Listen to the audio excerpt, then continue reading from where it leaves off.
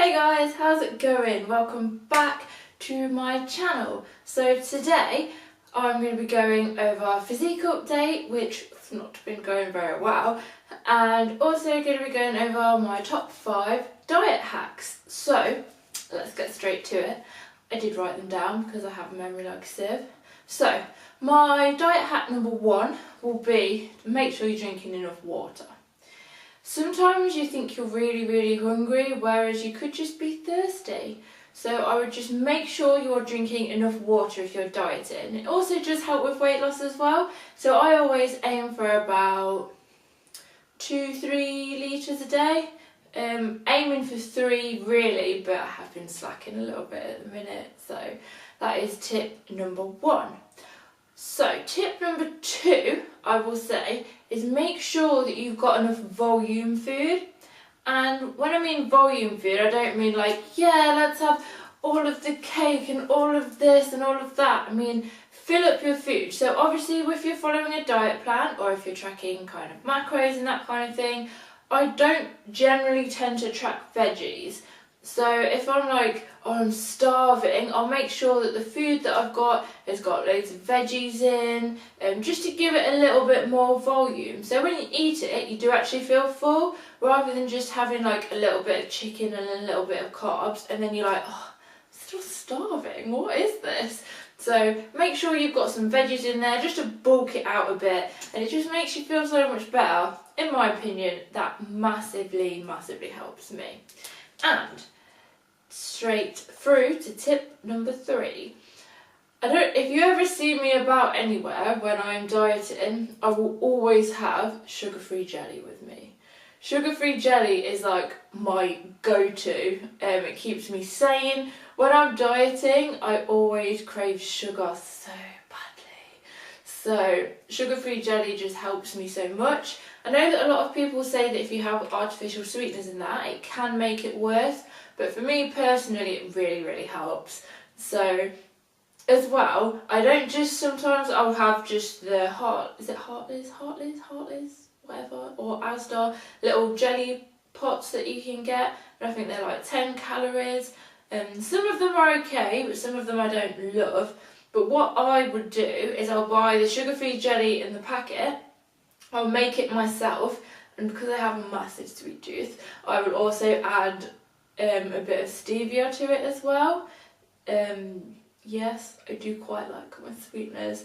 And then I'll just put it in a meal prep container, and then I can snack on it throughout the day. I do tend to limit it though. I never have more than 1 a day, just because you don't want to overboard yourself with sweeteners. So that would be tip number 3. So tip number 2 as well brings in sweetness, so sugar-free pop, like sugar-free fizzy pop or sugar-free squash. Again, I don't go overboard with it, but I think it's sometimes nice because sometimes water every day, all day can get a bit boring. I do have black coffee as well with sweetener in because I do like coffee. But yeah, if you just have a sugar-free pop as well, I also feel like it fills you up a little bit. Could just be me, but I quite like having fizzy pop. I won't have loads and loads of them because, you know, I'm not a crazy person.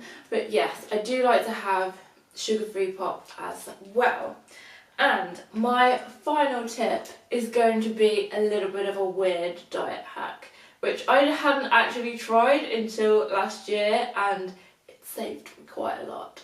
So it sounds weird. So it's basically cucumber with stevia or sweetener sprinkled on top, or if you get a cucumber and dip it in.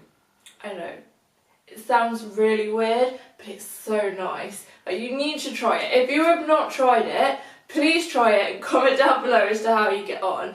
It's such a saver because there's like no calories in cucumber, there's hardly any in sweetener, and yeah, it takes the edge off for me. So whatever works, am I right? So my top 5 is drink enough water, lots of veggies, volume food, sugar-free jelly, sugar-free pop, and cucumber with sweetener. If you've got any other diet hacks, then comment down below because I'm all for trying a diet hack. So that is that part.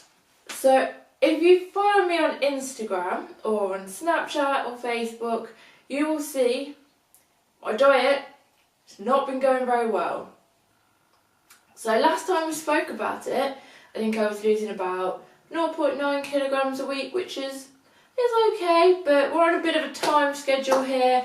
Want to look good for my swimsuit. I mean, you don't have to be stage lean, because if you did, then I wouldn't be doing it right now, because I'm not going to get stage lean in 7 weeks. But we dropped calories a little bit more, well, my coach did, and we upped cardio a bit. And my body was like, hell no, this is not happening. So I started putting weight on. Yeah, on. So I was like so hungry, struggling with cravings so much, and then I was weighing myself and the scales were going up. As you will see on my social media, I did have a bit of a breakdown about it. And I think you do have to remember as well, I was looking better. It isn't always about the scales, but obviously when you are on a weight loss journey, overall, you do want the scales to come down. But I'd had enough. I was this close to giving up. I had absolutely had fucking enough, but stuck with it, pushed through, and now weight is coming down again. We've now added some sprints into my cardio, so I'm doing 45 minutes every day, fasted, and for 5 of those days I've got 10-20-second sprints, which I don't mind. It's a little bit harder to get out of bed when you know that you've got to do sprints, but it's fine. Whatever works at the end of the day. Like I said, I'm not trying to get stage lean, but who doesn't want to look good on stage if you're in a bikini? But yeah, it's been a struggle, and everyone's weight loss journey is different. A lot of people find it quite easy to lose weight, whereas I've always been someone where my calories have to get pretty low for me to lose weight. I've always had to do cardio. I'm not one of those lucky people that can lose weight without cardio. As much as I wish I could, because I really don't enjoy cardio. But whatever it takes. So I will do a physique update at the end to show you how I am looking. But I just wanted to say as well, it does get hard.